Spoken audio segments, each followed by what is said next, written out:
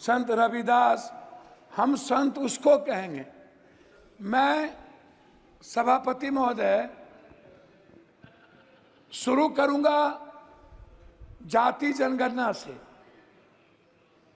हमारी सरकार जब थी तो उन्होंने जाति जनगणना का निर्णय लिया, और बिहार में जब जाति जनगणना की शुरुआत हुई, ललन बाबू नहीं है अभी, नहीं तो मैं उनको सुनाता, तो उनमें जो सर्वे आया 98% लोगों के पास लैपटॉप और कंप्यूटर नहीं है, 96% लोगों के पास व्हीकल नहीं है, और जो व्हीकल है वो EMI पर है। जो भी व्हीकल है, लगभग 86.2% लोगों के पास 1 बीघा से नीचे जमीन है, कट्ठे में है, धूर में है। 9.2% लोग हैं जिसके पास कुछ भी जमीन नहीं है। लगभग 78.7% लोग हैं जिनके पास फूस का घर है, टीन का घर है, भीत का घर है, उसके पास पक्का मकान नहीं है।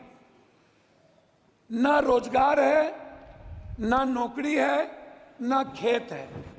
मजदूरी 280 रुपया,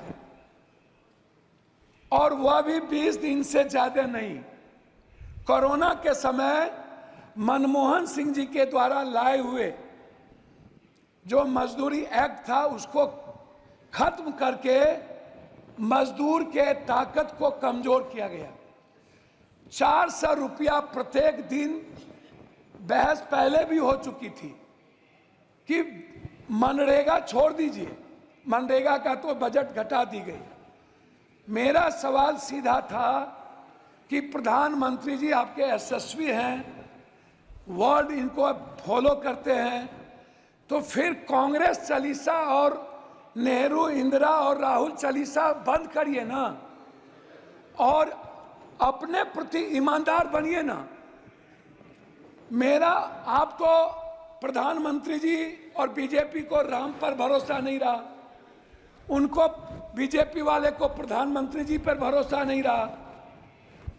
इन लोगों ने गठबंधन की राजनीति की, और जब गठबंधन के राजनीति पर भी भरोसा नहीं रहा तो प्रधानमंत्री जी ने जेवर, भैंस, बैल से लेकर मुजरा तक की बात पूरे चुनाव में एक बार भी हिंदुस्तान के संविधान की, हिंदुस्तान के गरीबों की, वर्ल्ड के सबसे ज्यादा गरीब देश, पर कैपिटा इनकम 6000 रुपया, उससे ज्यादा हिंदुस्तान में लगभग 87% लोगों का जो IFA है वो है पर कैपिटा 6000, और लगभग जो महंगाई का कारण है उसमें दलित, आदिवासी, अत्यंत पिछड़ा, जो समाज के सबसे कमजोर तबके के लोग हैं, उसमें मैं आपको बता दूं कि उनके थाली में 160 रुपया वाला दाल नहीं है,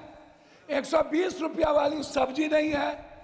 प्रधानमंत्री जी यदि इतने सशक्त हैं तो मैं यह जरूर जानना चाहूंगा कि 84 करोड़ लोगों को 5 किलो अरवा चावल आज भी टैक्स के पैसे से क्यों देना पड़ता है?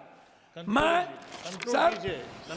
सर मुझे बोलने के 7-8 मिनट 6 बार के, मेरा रिक्वेस्ट है, मैं उस पर कहना चाहूंगा। मेरा रिक्वेस्ट है, जाति जनगणना पूरे देश में डबल इंजन की सरकार है। यदि आप OBC से नफरत मत करिए, दलितों से आप दूर मत होइए। मेरा रिक्वेस्ट है, बिहार का विशेष राज किसी भी परिस्थिति में, जो आपने पहली बार गांधी मैदान में कही थी और आरा की सभा में कही थी कि हम बिहार को अपना बनाएंगे, मेरा है, और बिहार को हर परिस्थिति में विशेष राज्य का दर्जा देंगे और विशेष पैकेज देंगे मिथिला, कोसी, सीमांचल और मगध को, हाई डैम के लिए, वहां के मक्का और मखान पर आधारित किसान के लिए, उस इलाके से बाढ़ की मुक्ति के लिए, उस इलाके के इंफ्रास्ट्रक्चर के लिए। लेकिन अभी तक उस पर कोई चर्चा नहीं हुई। आंगनबाड़ी आंगनबाड़ी की बहनों की स्थिति आप देखिए, आप ममता की स्थिति ठीक है देखिए। जी, आपका सर मैं वही पॉइंट पर तो बोल रहा हूँ मैं। Conclude sir. हमको 3 मिनट दीजिए सर। ममता, NK आशा, प्रेमचंद्रन जी। मैं वही कह रहा हूँ सर। रसोईया, प्रेमचंद्रन सर पॉइंट वाइज बात कर रहा हूँ सर। सर, मेरा आप कंक्लूड कीजिएगा सर, please। कंक्लूड 3 मिनट दीजिए ना सर, तब फिर बोल के क्या फायदा होगा। सर मेरा रिक्वेस्ट क्या है, मेरा बताइए, रिक्वेस्ट है आपका रिक्वेस्ट बताइए फाइनली कि बिहार में जो मैं आंगनबाड़ी की किसकी बात कर रहा हूं सर, you, sir। एक भी जगह दलित और आदिवासी के में ओटीएफ नहीं है। आप चल के जांच कर लीजिए।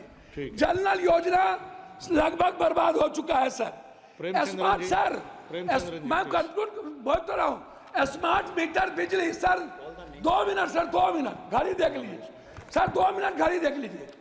स्मार्ट मीटर बिजली sir, 1 nation 1 education, 1 nation 1 health and 1 nation 1। Premachandran ji, sir हमारी बात तो हो जाए सर। सहारा इंडिया के जो वर्कर, सहारा इंडिया के जो ग्राहक सर, उसका थैंक यू।